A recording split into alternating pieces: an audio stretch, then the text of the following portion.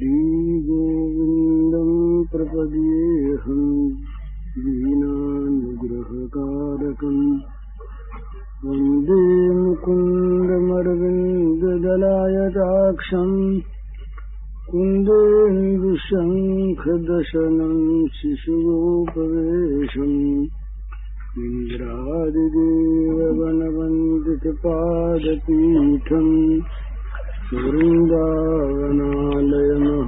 वसुदेवसूनम् नवजलधरवर्णं चम्पकोद्भासिकरणं विकसितनलिनास्यं विस्फुरन् मन्दहास्यं कनकरुचिदुकूलं चारुबर्हावचूलम् कमपि निखिलसारं नौमि गोपीकुमारम् वंशीभूषितकरान्नवनीरदाभात् पीताम्बरादरुणबिम्बफलाधरोष्ठात् पूर्णेन्दुसुन्दरमुखादरविन्दनेत्रात् कृष्णात् परं किमपि तत्त्वमहं न जाने। श्रीहरिः बाबा को सलाह देने के लिए एक संदेशा भिजवाया एक दूत के द्वारा। तो दूत से कहा कि भाई तुम जाओ चुपके से। तो दूत यदि गाड़ी से जाता 5 आदमी में होके जाता तो पता लग जाता। कंस के चारों तरफ खुफिया लोग घूम रहे थे, तो कहाँ जाता है कहाँ जाएगा ये सब पता अगर कंस लगा लेता तो ठीक नहीं। ये सोचकर वसुदेव जी ने कहा कि तुम नहाने जाओ, तड़के ही नहाने जाओ जमुना में, और जमुना जी पार करके तैर करके तुम निकल जाओ वहां पर, और वहां भी सूर्योदय से पहले ही पहुंच जाना, कि जिसमें चुपचाप तुमको वहां भी कोई न पूछ सके न जान सके भाई कहाँ से आए हो क्यों आए हो, और जाके समाचार कह देना। आदमी तो कोई हर्ज नहीं। तो इस प्रकार से वो संदेशा लेकर के दूत पहुंचा। तो उस समय भी अंधेरा ही था। तो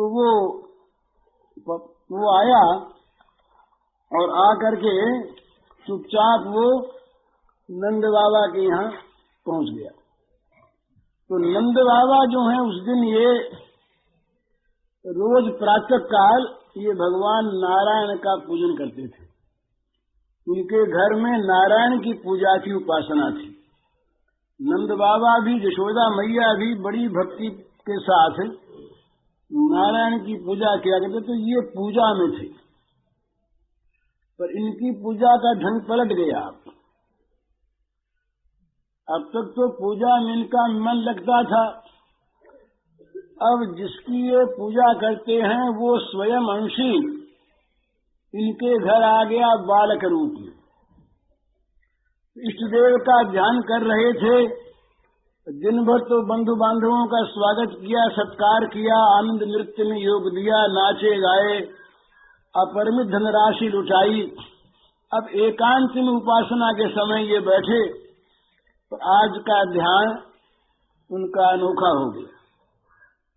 अब ध्यान करने लगे ये भगवान नारायण के मकर कुंडल ज्योति से उद्भाषित भगवान के कपोलों का, और इन्हें ध्यान आ गया वो अभी जो 6:30 पहर पहले जो इनके घर में प्रकट हुआ है उसके कोमल कोमल कपोलों का।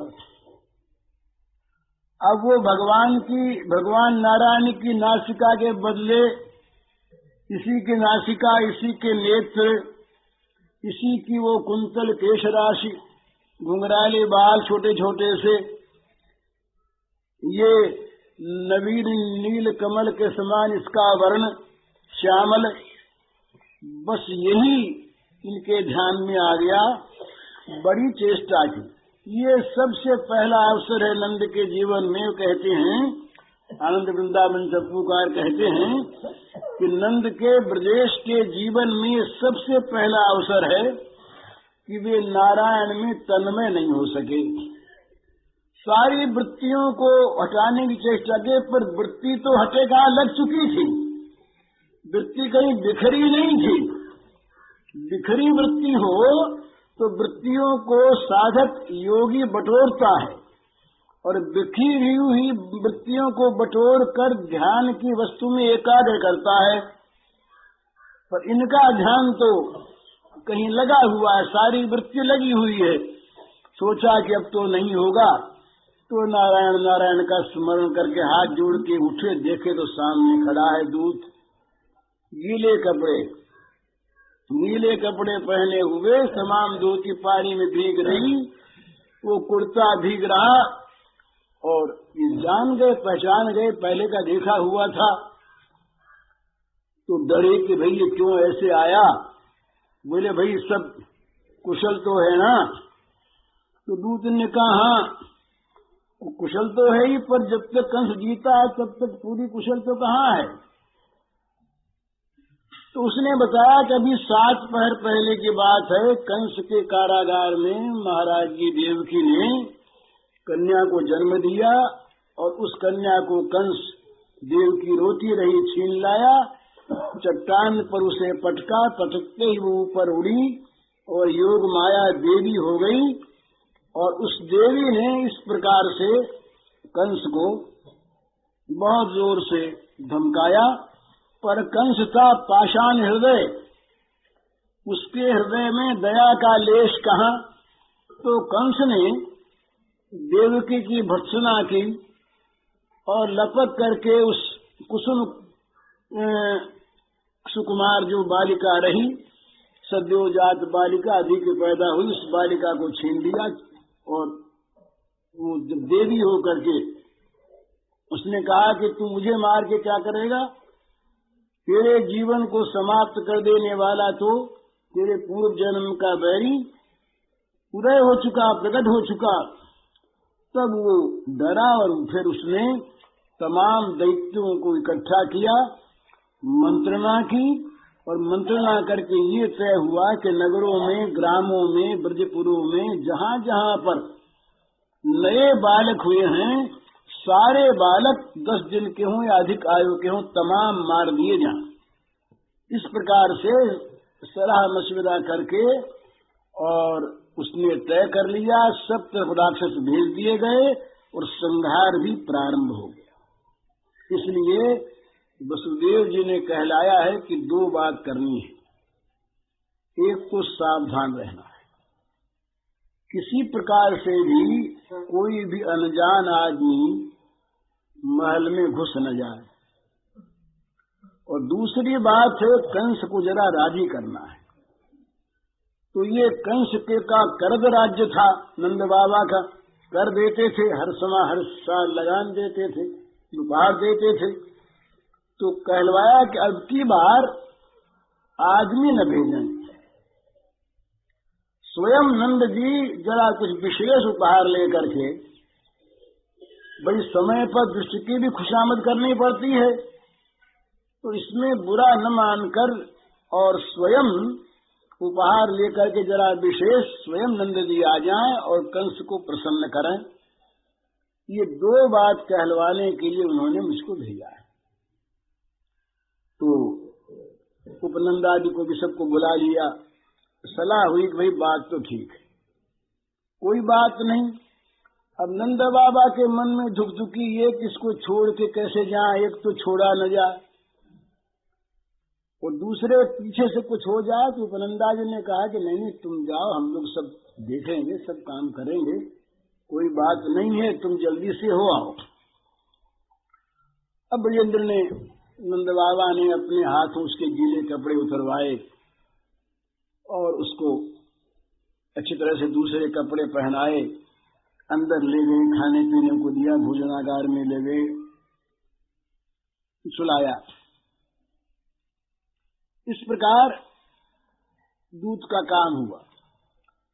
इधर क्या हुआ कि ये भीड़ मच रही थी, तो सब लोगों ने कहा कि हम तो देखेंगे, लल्ला को देखेंगे। तमाम ब्रजमंडल में दूर दूर के गांवों तक में समाचार पहुंच गया, नंद बाबा के लाला हुआ है। तो उस लाला को देखने के लिए सभी लालायित हो गए। सबके मन में लाला को देखने की आ गई, कैसे लाला को देखें।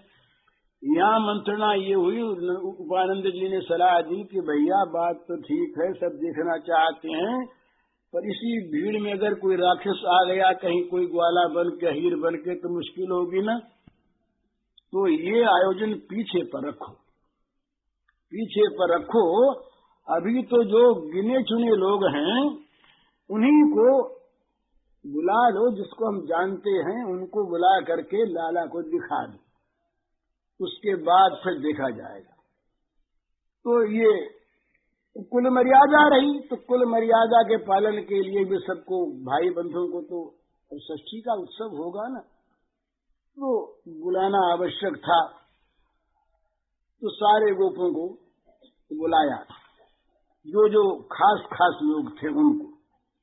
लेकिन महाराज निमंत्रण कौन मानता आज? सबके मन में ये उत्साह कि नंद रोकेंगे थोड़े ही, आज हम लाला को देखने जाते हैं। और नंद बाबा का भी ये साहस नहीं कि किसी को रोक सकें। तो बस भीड़ लग गई। वो कहते हैं गोपाल चंपूकार, बड़ी सुंदर बात, कि जैसे किसी सुंदर सरोवर में, सुंदर सरोवर के वक्षस्थल पर अगर कोई बढ़िया से बढ़िया कमल खिल जाए, ऐसा कमल जो रस से भरा हो, उस विकसित कमल को देख करके जैसे मधुलुब्ध भ्रमरे चारों तरफ से आ जाते हैं, बिना बुलाए उड़ उड़ करके।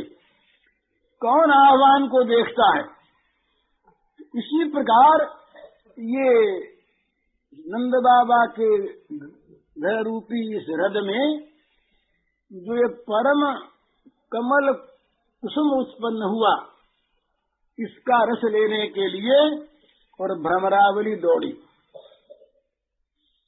तो है ही ये आज ये नंदकुल सरोवर में अनुपम सौरभशाली ये नील पद्म का जो विकास हुआ है, तो रसलोभी तमाम अधिकुल जो हैं व्याप्त सात्मुतर शतपद गना नाकार इत्यात्मना दौड़े आए, सब भीड़ लग गई। अब वो नंदन को अपनी गोद में लिए वृद्धा उपनंद पत्नी मणिस्तंभ के सहारे बैठी। उसकी दाहिनी ओर जरा सा घूंघट निकाले, बड़े बूढ़े आ रहे हैं ना आज, तो अब गुंठनवती घूंघट निकाले बजरानी जी बैठी। और बजरानी के ठीक समीप में ही रोहिणी जी, ये रोहिणी जी घर के मालिक हैं आज, ये रोहिणी जी बैठी सुशोभित है। और इन तीनों को सब ओर से घेरे हुए ये ब्रज की वयोवृद्धा जो देवियां हैं, यशोदा मैया के समवयस्का, ये तमाम बैठी मंगल गीत गा रही हैं। और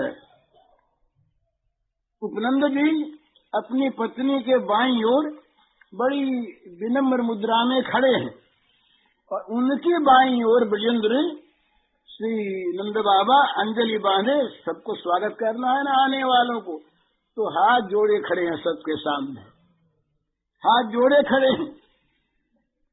और तमाम भीड़ लग रही है गोप द्वार तक, तमाम भीड़, पंक्ति लगी है जैसे यहाँ राशन की दुकान पर लगती है तो थोड़ी लगती है। इसमें लिखा है कि गोपों की अपार पंक्तियां खड़ी, पंक्तिबद्ध हो गए ना, ठीक व्यवस्था पूर्वक न काम करना है। एक पंक्ति जब आगे बढ़ती है दूसरी पीछे हटती, इस प्रकार से पंक्तिबद्ध होकर व्यवस्था पूर्वक सब दर्शन कर रहे हैं। लेकिन मुश्किल तो ये हो गई कि हटे कौन? जो आगे पंक्ति आई और जिसकी आंख पड़ी उस नीलमणि पर, उसकी आंख तो वहीं अटक गई, वहीं स्थिर हो गई आंख। आंख हटना चाहती नहीं तो बदन हटे कैसे? तो उपनंद जी महाराज हाथ जोड़ते हैं कहते हैं कि देखिए पीछे वाले जरा जल्दी कर रहे हैं, आप जरा सा दया करिए। तो देख चुके, बोले हाँ हाँ जाते हैं ना, तो क्या बिगड़ता है इसलिए। तो इस प्रकार से सबकी आंखें लग गई, कोई आंख हटती नहीं।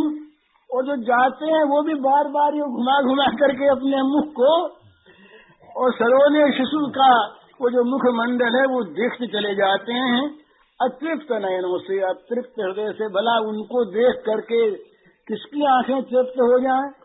ऐसी कौन अभागी आंखें हैं जो उस श्याम सुंदर शिशु को देख करके तृप्त हो जाए, जो कह दे कि अब हमने देख लिया, अब तो ये देखते देखते रूप बासी हो गया है, ये नहीं, ये कभी किसी की आंख नहीं। तो लौटते हुए ही पीछे पंक्ति वाले जो है ना सब आतुर हो रहे हैं, तो पूछते हैं कि गोपाल चंद्र को बनाने पूछते हैं तुमने देख लिया? देखा तुमने? तुम बड़े भाग्यशाली हो भाई। अच्छा कैसा है वो जरा बताओ तो, कैसा है जरा बताओ। यूं पूछते पूछते वाणी गदगद हो जाती है, कंठ भर आते हैं, कुछ बोल नहीं पाते, आंखें भरी आती हैं, देखने वालों की आंखें भरी आती हैं। तो भरी हुई आंखें, यहाँ तो सब सजीव है ना, यहाँ तो सब के सब चिन्मय हैं, सबकी आंखें चिन्मय। तो वो चिन्मयी आंखें मानो संकेत से कहती हैं, अरे मेरे स्वामी के सखाओ, ये देखने वाली तो मैं हूँ और इस अप्रतिम सौंदर्य को मैंने देखा है। आंख कहती है मैंने देखा है, देखने वाली तो मैं हूँ, पर क्या कहूँ, मुझको बोलने की शक्ति दी नहीं उसने। नहीं तो मैं बताती कैसा है, ये जबान क्या बतावे कैसा, इसलिए देखा नहीं। देखा है मैंने और मुझ में बोलने की शक्ति नहीं, तो मैं अपनी दीनता पर रोती हूँ।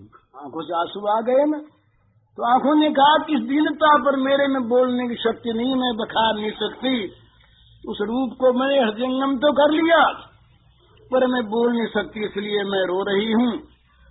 और अब तुम जाओ, तुमको भी दर्शन होंगे इस मेरे द्वारा ही।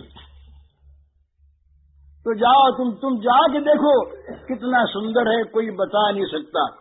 उस सौंदर्य का कोई वर्णन करे ऐसा जगत में कोई आज तक हुआ ही नहीं, हो सकता ही नहीं।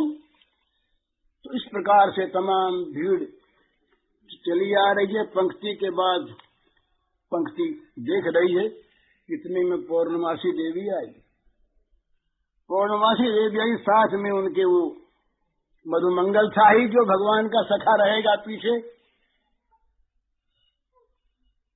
तो ये आई, इसने आकर के इसको देखती तमाम भी तो बस भी नहीं रही, और नंद बाबा को समाचार देने के लिए पहले आई थी कि अब तुम्हारे घर में श्याम सुंदर आने वाले हैं। तो ये जब आई तो सब लोग हट गए। ब्रजेश्वरी ने नमन किया, चरणों में प्रणाम किया और फिर धीरे धीरे उस इंद्र नीलमणि को उठाकर छोटे से शिशु को और पूर्णमासी देवी के चरणों पर रख दिया। पूर्णमासी देवी बैठ गई और यशोदानंद के सिर पर हाथ रख दिया। उसी समय ये मधुमंगल जो रहा, ये बड़ा रसीला, बड़ा विनोदी, इसी का नाम मनसुखा पड़ा। तो बड़ा विनोदी ये मधुमंगल, और ये सब देखता जानता था। इसने कहा अरे नंदरानी जरा देख तो सही ऊपर क्या तमाशा हो रहा है। उसको दिखाई दिया, तमाम देवता अपने अपने वाहनों पर सब सवार हुए, ऊपर से तमाम स्तुति कर रहे थे, तमाम हाथ जोड़े खड़े थे। तो मधुमंगल ने कहा अरे भैया देख तो सही, ये देख हंस, और ये देख वृषभ, और ये देख मयूर, और ये देख हाथी, और ये रथ, और ये गरुड़, देख तो सही तू। ये सब न मालूम ये कितने कितने बाहर है, और इनके ऊपर देख कौन कौन सवार। देख कोई तो 4 मुंह है, और कोई के 5 मुंह है, और कोई कैसा, कोई नीला है, और कोई पीला है, और कोई लाल है, कोई सफेद है, कोई भस्मी रमाई हुई है। और देखिए कोई 4 हाथ वाला, कोई 6 हाथ वाला, कोई 6 मुंह वाला। ये न मालूम ये कौन कौन है। देख और बोले मैंने पहले भी देखा था। मधुमंगल ने सुनाया अपना अनुभव कि मैंने पहले भी देखा था, एक बार जब ये होने वाला था तभी ये लोग आए थे देवता से स्तुति करने के लिए, तो वाहनों को छोड़ करके और कारागार में पहुंचे थे ये। तो इसने कहा कि मैं इस ब्रजमंडल के आकाश में इनको उड़ते पहले भी देख चुका हूँ, और आज तो ये सब खड़े हो गए। तो ब्राह्मण कुमार की बात सुनकर गोपिकाएं और नंदरानी ऊपर देखने लगी, ये कुछ दिखा नहीं। तो नंदरानी के मन में भय आ गया कि कहीं कोई राक्षस न आ गया हो, वात्सल्यमयी है ना। तो पौर्णमासी देवी ने जब आंखें खोल करके कहा कि भय की कोई बात नहीं, ये अंतरिक्ष में देवता सब रहाई करते हैं, आया क्या, ये तो मधुमंगल बच्चा है। अंतरिक्ष में देवता सब रहा करते हैं, और इसके जरा दिव्य दृष्टि का उन्मेष हो गया होगा, तो उसने उनको देख लिया है, यो कहकर आश्वस्त किया और पूर्णमासी अपना गई। तो अब दूसरा दिन हो गया, रात्रि की 2 घड़ी अवशिष्ट है। अभी से ब्रजेंद्र नंदन के मथुरा जाने की तैयारी होने लगी। ब्रजेंद्र की भी इच्छा नहीं है, ब्रजरानी भी चाहती है नहीं जाए, पर कंस को राजी जो करना है। तो बड़ा उपहार लिया, छकड़े के छकड़े भरवा लिए गए। अब वो जब सब छकड़े भर गए तो उनको खींच खींच कर अब जो गोप हैं वो राजपथ पर, सड़क पर ला रहे हैं, और ब्रजेश्वर जो है बड़े जो बलवान बलवान जो गोप हैं उनको बुलाते हैं, तो सबकी पीठ पर हाथ रख के कहते हैं कि देखो भैया अब हम तो जा रहे हैं, हम तो जा रहे हैं अब तुम जो हो यहाँ के संभाल रखना। गोपान गोकुल रक्षायाम निरूप्य मथुरांगतः नंद कंसस्य वार्षिक्यम करम दातुम कुरुद्वः। तो नंद बाबा ने सब बलवान बलवान गोपों को बुलाया, और बुला करके सबकी पीठ ठोकी, बड़े तुम बड़े बहादुर हो। ये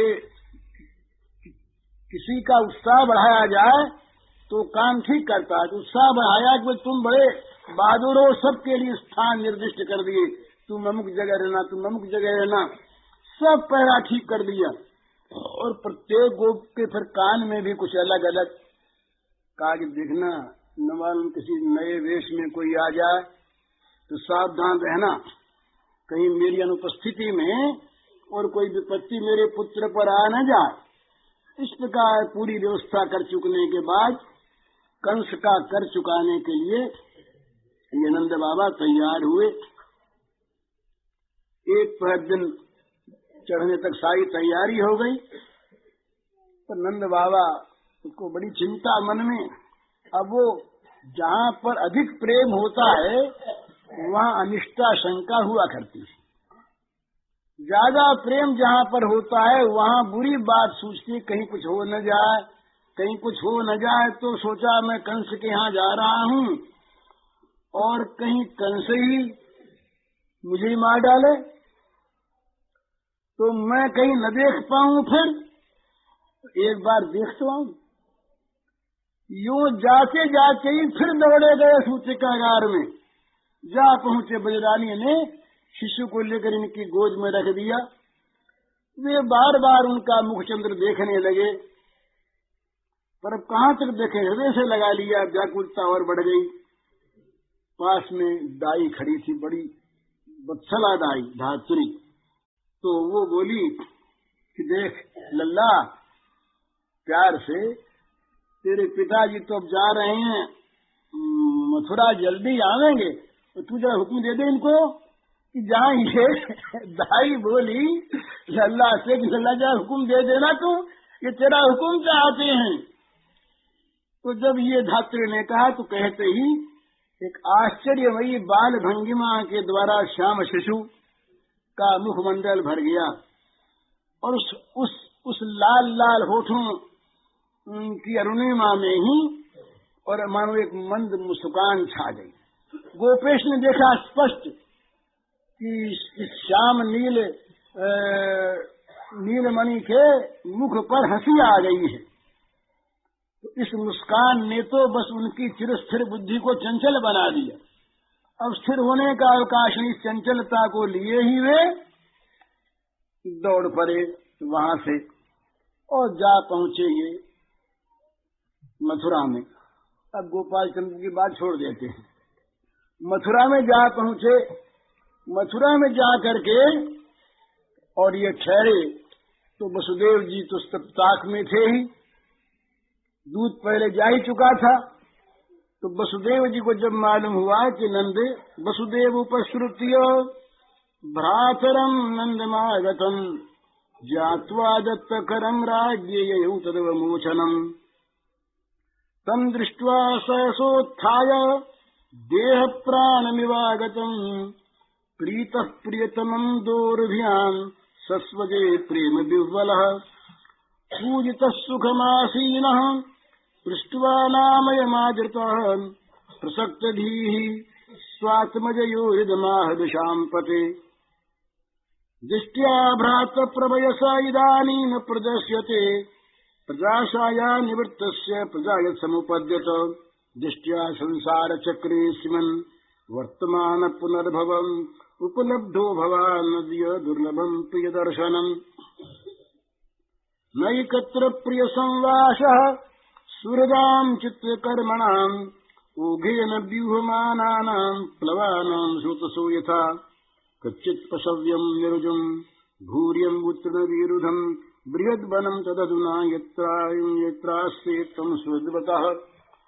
वसुदेव जी को मालूम हुआ कि हमारे प्यारे भाई, इनमें बड़ी मैत्री रही कि हमारे प्यारे भाई नंद जी मथुरा में आए हैं और ये राजा कंस को कर भी दे चुके हैं।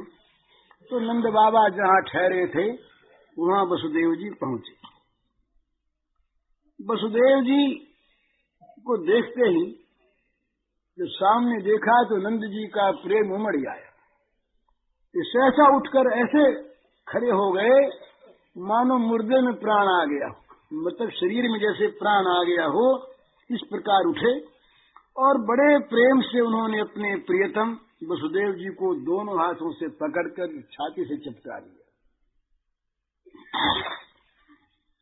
प्रेम से नंद बाबा अत्यंत विह्वल हो गए। प्रीत प्रीतमम दोर्जम सस्वजे प्रेम विह्वल, प्रेम विह्वल हुए, प्रेम से अधीर हुए, इनका रोमांच छुआया, इनके आंखों में प्रेम के आंसू आ गए। हर्षोद्गम इतना भारी हुआ कि अपने आप को संभाल भी नहीं सके और दोनों हाथ फैलाकर उनको हृदय से अपने लगा लिया, चिपका लिया और बड़ा स्वागत सत्कार किया।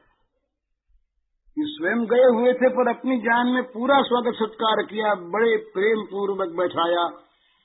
तो जब आदर पूर्वक आराम से वसुदेव जी बैठ गए, अब वसुदेव जी का भी मन तो लगा रहा था अपने पुत्र में, वो जल्दी से जल्दी उसका कुशल समाचार जानना जो चाहते थे। देर हो रही है पर नंद बाबा ने कुछ कहा नहीं और प्रेम से जब नंद बाबा मिले आनंद से, तब ये मन में तो आ गया, भास तो हो गया कि कुशल है। कुशल नहीं होती तो इतने प्रेम से मिलते कैसे? प्रेम से मिले, आनंद छाया है तो बच्चा है तो बहुत प्रसन्न, लेकिन अपने पुत्र में चित्त लग रहा था। तो वे नंद बाबा से कुशल मंगल पूछकर फिर पूछने लगे। उन्होंने कहा दृष्ट्या भ्रातः प्रवयस इदानीम प्रदर्श्यते प्रजाशाया निवृत्तस्य प्रजायत संपद्यते। भैया नंद देखो, तुम्हारी अवस्था तो बड़ी हो गई थी और अब तक तुम्हें कोई संतान हुई नहीं, यहाँ तक कि संतान की आशा भी नहीं रह गई थी। अब क्या संतान होती? पर बड़े सौभाग्य की बात है, भगवान की बड़ी कृपा कि तुमको संतान प्राप्त हो गई। अभी खुलकर नहीं कहते कुछ भी, तुम्हें संतान प्राप्त हो गई। और फिर ये भी बड़े आनंद की बात हुई, दृष्टिया संसार चक्रे अस्मिन् वर्तमान पुनर्भव उपलब्धो भवानद्य दुर्लभम प्रिय दर्शनम। ये बड़े आनंद का विषय है कि हम लोगों को भी आज मिलना होगा। संसार में सच्चे प्रेमियों का मिलना जो है ये बड़ा दुर्लभ है। तुमको संसार का मिलन है ही नहीं। और यहाँ जो प्रेमी हैं, जिन्होंने परस्पर एक दूसरे के लिए अपना त्याग कर दिया है, उनका नाम प्रेमी। प्रिय प्रिय प्रिय कौन? जो प्रिय करे सो प्रिय, जो अपने प्रियतम के लिए अपना परित्याग कर दे वो प्रिय, और नहीं तो स्वार्थी। तो ऐसे प्रियों का मिलना जो है ये बड़ा बड़ा कठिन है। और संसार का ये चक्कर ही ऐसा है, इसको तो एक तरह से पुनर्जन्म ही मानना चाहिए। नैकत्र प्रिय संवास सूरदाम चित्रकर्मणाम ओघ्य नव्यूहमाना नाम प्लवा नाम शुद्ध यथा। जैसे नदी के प्रवाह में बहते हुए बेड़े सदा एक साथ नहीं रह सकते, तिनके तिन एक साथ नहीं रह सकते, वैसे ये सगे संबंधियों का संसार में प्रेमियों का एक स्थान पर रहना संभव नहीं। आज मिले कल बिखर गए। तो सबके प्रारब्ध अलग अलग होते हैं, कौन किसको कहाँ ले जाता है, प्रारब्ध कर्म अपना कौन जानता है। और भाई ये तो बताओ सब ठीक है ना, राजी खुशी सब है ना। कचित सव्यम निरुजम भूरियम तृणवीरुधम विगत वनम तदधुना यत्र से तुम सूर्य बता। आजकल तुम जिस महावन में निवास कर रहे हो, वहाँ तुम्हारे भाई बंधु तो तुम्हारे स्वजन आदि सब साथ रहते ही हैं। उसमें जल घास लता पत्र ये तो सब ठीक है ना, खाने पीने का आराम है ना गायों को और तुम लोगों को सबको। जल ठीक है, घास ठीक, खाने पाने ठीक। और वो वन जो है वो तुम्हारे जो पशु हैं गाय इत्यादि उनके अनुकूल है ना, वहाँ कोई रोग वोग तो नहीं फैला है। और अब अपनी बात कहें कैसे, श्री कृष्ण की बात कहें कैसे, तो बलदेव के नाम पर कहते हैं। भ्रातर मम स्वतः कच्चिन मात्रा स भवद ब्रजे तातम भवंतम मनवानु भवद्भ्याम मुबलालितः। भाई नंद, मेरा वो छोटा लड़का है ना, वो अपनी माँ के साथ तुम्हारे यहाँ रहता है ब्रज में, तो उसके माँ बाप तो तुम ही हो भैया, मेरे में तुम में फर्क क्या है। तुम और यशोदा जी उसका लालन पालन सब किया करती हैं, तो वो तो तुम ही लोगों को तो माँ बाप मानता होगा ना। वो ठीक है ना, अच्छी तरह से है ना वो। पुंस त्रिवर्गो विहित सूदो यमभावित नतेषु कृष्यमानेषु त्रिवर्गोत्थाय कल्पते। कहते हैं कि भाई मनुष्य के लिए वही धर्म, वही कर्म और वही अर्थ धर्म काम, ये वही शास्त्र विहित हैं जिनके द्वारा इनके स्वजनों को सुख मिले, जिनके द्वारा स्वजनों को सुख हो, वही तो धर्म है। और वही काम वही अर्थ जो अर्थ केवल अपने लिए हो, अपने स्वजनों के लिए ना हो, वो अर्थ नहीं, वो धर्म नहीं। तो वही धर्म अर्थ काम वही शास्त्र विहित हैं कि जिनके द्वारा स्वजनों को सुख मिले और जिनसे केवल अपने सुख चाहते हैं। बोले ऐसा धर्म करे हमको सुख मिले, ऐसा कर्म करे हमको सुख मिले, इतना धन कमावे कि हमें सुखी हो जाए। तो वो इस प्रकार का जो अर्थ धर्म काम है, ये जो त्रिवर्ग है जिसको अर्थ कहते हैं, ये अर्थ हितकारी नहीं है, तो क्लेश कारक ही होता है। जो केवल अपने लिए स्वजनों के लिए न हो, वो अर्थ, वो धर्म और वो काम सब क्लेश कारक हैं। प्रकारांतर से कहते हैं कि तुम मेरे बंधु हो और रोहिणी जी तुम्हारे यहाँ रह रही हैं, और बलदेव जो है वो तुम्ही को माँ बाप मानता है, तो तुम धर्मात्मा हो ही, तुम्हारा तो अर्थ धर्म काम सारा शास्त्र विहित है ही, तो सब मंगलमयी होंगे, तुम मंगल ही करोगे। तो ये जब बात सुनी नंद बाबा ने, नंद बाबा बड़े प्रसन्न हो गए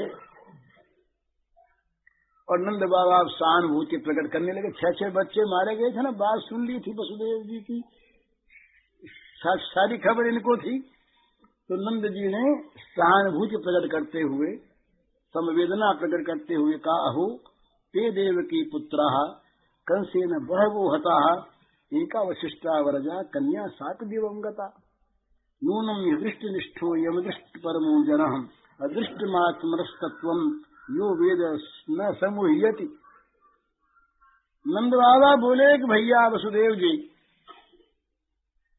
कितने दुख की बात है कि कंस ने देवकी के गर्भ से उत्पन्न तुम्हारे कई पुत्रों को मार डाला। बड़ा निर्दयी कंस।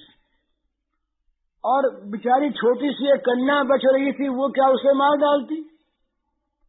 पर वो कन्या भी स्वर्ग से धार गई, उसके हाथ से न बच सकी। तो भैया क्या बता, इसमें कोई संदेह की बात नहीं कि प्राणियों का जो सुख दुख है ये सारा भाग्य पर निर्भर करता है। कोई बचा नहीं सकता, कोई मार नहीं सकता। भाग्य ही प्राणी का एकमात्र आश्रय है। तो इसलिए जो आदमी इस तत्व को जान लेता है कि प्रारब्ध में होता है सो होता है, सुख दुख का कारण भाग्य ही है, वो सुख दुखों से मोहित नहीं होता। नहीं तो कहीं सुख आने पर अभिमान कर बैठता है, दुख आने पर रोने लगता है। ये उसकी मूर्खता है। तो जो होना है सो होता है। तो भैया तुमसे क्या कहें, ये नहीं कहा कि शोक मत करना। इतनी बात कह करके ही और नंद बाबा रह गए। अपने आप बुद्धिमान वसुदेव जी हैं। तो वसुदेव जी ने इन सब बातों को तो कोई का उत्तर नहीं दिया। उनके मन में ये लग रही कि ये पूतना गई है और कहीं बच्चे पर किसी प्रकार की विपत्ति न आ जाए तो जल्दी वापस भेजो नंद को। तो सारी बातें सुनी अनसुनी करके, किसी का उत्तर न दे करके, और वसुदेव जी बोले, करो वही वार्षिको दत्तो राज्य दृष्टा वयम चवह निहस्थेयम बहुकथम संतुत्पाताश्च गोकुले। वसुदेव जी ने कहा, भाई नंद जी, अब तुम्हारा काम तो हो गया। कंस राजी कुछ तुमसे बातचीत की ना बोल, हमसे तो राजी बोला। बोले तो तब फिर ठीक है, तुमने सालाना कर तो उसको दे ही दिया और मेरा मन बहुत मिलने का था तो हम दोनों भी मिल ही लिए। अब यहाँ ज्यादा ठहरना ठीक नहीं भैया। गोकुल में बड़े बड़े उत्पात हो रहे हैं, कह दिया, बड़े बड़े उत्पात हो रहे हैं, तो तुम जल्दी से गोकुल लौट जाओ। सुखदेव जी कहते हैं, इति नंदादेव गोपा प्रोक्ता से छोड़ना ययु अनुभिरुक्त तमनुज्ञात गोकुलम। सुखदेव जी बोले, परीक्षित, जब वसुदेव जी ने इस प्रकार कहा तो नंदा आदि ने सोचा कि जल्दी चलना चाहिए। तो गोपों ने इनसे अनुमति लेकर के छकड़े जोड़ लिए और सबके सब सवार होकर के गोकुल की तरफ चल दिए। ये 5वां अध्याय समाप्त। अब शुरू होता है पूतना प्रकरण, पूतना उद्धार। ये 6ठे अध्याय में है और 6ठी का ही दिन है। श्रीशुकौवाच नंद पथिवच शौवे नमृषेति विचिन्तयन् हरिं जगाम शरणम् उत्पातागम शंकितः कंसेन प्रहिता घोरा पूतना बालघातिनी शिशुश्चार लिघ्नन्ति पुरग्राम वर्गादिषु यत्र श्रवणादीनि रक्षो घ्नानि स्वकर्मसु कुर्वन्ति सात्वतां भर्तुर्यादुधान्यस्य तत्र हि साखेचर्यैकदूपैप्रीत्य पूतनानंद गोकुलम जोषित्वा मायात्मानं प्राविशत कामचारिणी। अब पूतना उद्धार पर देर तो लगेगी, पर कुछ विस्तार से बातचीत हो जाए वैष्णव तोषणी के अनुसार। तो इसलिए कहते हैं, अब ये 5 अध्यायों में 4 अध्याय में इतना बीत गया है, इतने के रहे। तो ये कहते हैं कि भाई श्री कृष्ण के जन्म के दूसरे दिन कंस ने अघासुर, बकासुर, बक, प्रलंब, केशी, धेनुक इत्यादि सारे असुरों को इकट्ठा किया और मंत्रणा की और ये तय हुआ कि 10 दिनों के अंदर मथुरा मंडल में जितने भी बालक पैदा हुए सब मार दिए जाएं। उसी दिन से काम शुरू हो गया। लेकिन आश्चर्य की बात ये हुई कि मथुरा मंडल में जितने कृष्ण भक्त थे रहने वाले, उनमें से किसी का बच्चा नहीं मरा। एक भी शिशु इनका नहीं मरा। जितने असुर भावापन्न व्यक्ति थे, अब ये जितने राक्षस गए मारने के लिए, उन लोगों को उनका घर तो दिखा ही नहीं। और जो कंस पक्षीय लोग थे, जो कंस के दल वाले, उन्हीं का घर दिखा। तो उनके बच्चे बड़े होकर असुरी तो बनेंगे ना। तो असुरों के द्वारा असुरों का विनाश कराया योग माया ने। योग माया ने वहाँ इस प्रकार की व्यवस्था की, इनकी आंखों पर इतना जादू फेर दिया कि श्री कृष्ण के भक्तों का जो घर था, जहाँ बच्चे हुए, वो तो इनको दिखे ही नहीं, याद आया ही नहीं, उधर मुंह ही नहीं गया इनका। और जो कंस के पक्ष वाले जितने लोग थे, उन जिनके यहाँ बच्चे हुए थे, वो सब दिखाई दिए। उनके घरों में ये तमाम घुसे और उन्हीं के बच्चे सब मारे। तो ये श्री कृष्ण जन्म के छठे दिन ये गोपराज नंदनंदन, ये नंदराज जो हैं, ये कंस को कर देने के लिए गए और ये कंस को कई उन्होंने दे दिया। उसी दिन पूतना बालघाटिनी राक्षसी को रात्रि के समय भेजा गया। पूतना को भागवत ने खीचड़ी कहा है। तो पूतना जो है ये कामचारिणी थी, माने मन माना वेश बना सकती थी। राक्षसी थी ना, तो जिस प्रकार का चाहे उस प्रकार का वेश धारण कर सकती थी।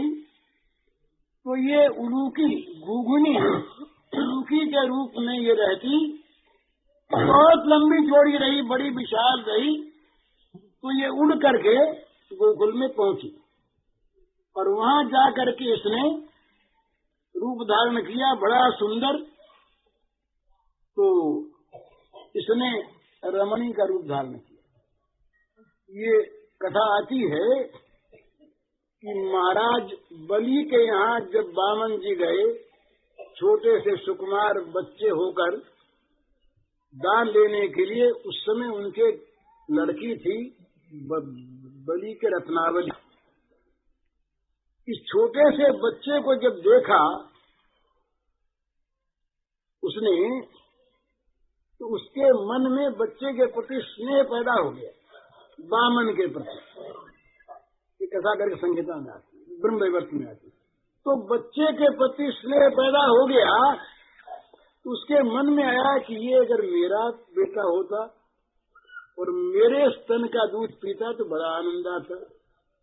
ये उसके मन में मातृभाव पैदा हो गया। ये मातृभाव करके उसने वामन की ओर देखा। तो वामन भगवान तो सब जानते थे, उन्हें कह दिया तथास्तु, मन ही मन कह दिया कि होगा। इसके बाद जब वामन भगवान ने 3 पैरों से सारी पृथ्वी को माप लिया, सारे त्रिभुवन को माप लिया और बलि को बांध दिया, तो उसी रत्नावली का भाव बदला, उसके मन में द्वेष आ गया। उसने कहा कि अगर ये मेरे स्तन को पीता तो मेरे स्तन का जहर देकर भी इसको मार डालती। तो भगवान ने कहा कि आधी बात तुम्हारी ये भी सत्य होगी, मार तो नहीं डालोगी पर जहर पिलाओगे जरूर। लेकिन उसके मन में जो मातृभाव आया संकल्प से ही, तो भगवान ने ये सोच लिया, निश्चय कर लिया कि इसको माता की गति देनी है। तो ये ब्रज में आकर के ये जो देवी का रूप बनाया इसने, इसका ये अर्थ नहीं कि ब्रज में कोई माया चल सकती है। जहाँ मायापति स्वयं हो वहाँ माया चल नहीं सकती, लक्ष्मण की माया नहीं चलती, दूर दूर माया रहती है। पर भगवान की योग माया जब स्वयं चाहती हो कि यहाँ ये माया ऐसी ही बने, नहीं तो उसका उद्धार कैसे होता। इसलिए ब्रज में भी भगवान की आज्ञा से, भगवान की सम्मति से ही ये सारी लीला पूतना की संपन्न हुई।